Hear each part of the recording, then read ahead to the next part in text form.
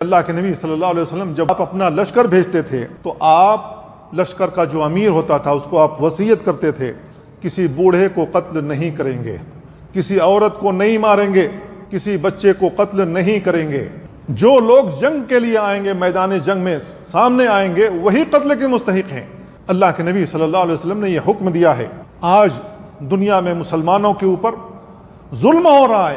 آج human rights کے یہ جو بڑے بڑے ٹھیکیدار بیٹھے ہیں، مسلمانوں کے ہاتھوں کہیں پر کوئی ظلم ہو جائے یہ پورا چیخ پڑتے ہیں، ان کا میڈیا واویلا مچانے لگتا ہے، شور مچانے لگتا ہے۔ آج مسلمان بچے مارے جا رہے ہیں، خواتین ماری جا رہی ہیں، حاملہ خواتین کے اوپر بمباری ہو رہی ہے۔ ہیومن رائٹس والے کہاں مرے پڑے ہیں؟ ان کی آنکھیں کیوں کھلی نہیں ہیں؟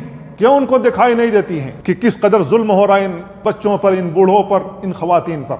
اللہ کے نبی صلی اللہ علیہ وسلم نے ہمیں اور آپ کو ضمانت دی، لوگوں کو ضمانت دی، لوگوں کا خون حرام کر کے، لوگوں کا مال حرام کر کے۔ میرے بھائیو، یہ عظیم پیغام اللہ کے نبی صلی اللہ علیہ وسلم نے عرفہ کے دن دیا تھا، جس پر ہمیں کاربند رہنا چاہیے۔ اگر ہم اس پر کاربند رہیں میرے بھائیو، ہم دنیا میں امن لا سکتے ہیں، سکون لا سکتے ہیں، جس طریقے سے صحابہ کرام نے امن کا جھنڈا گاڑا تھا۔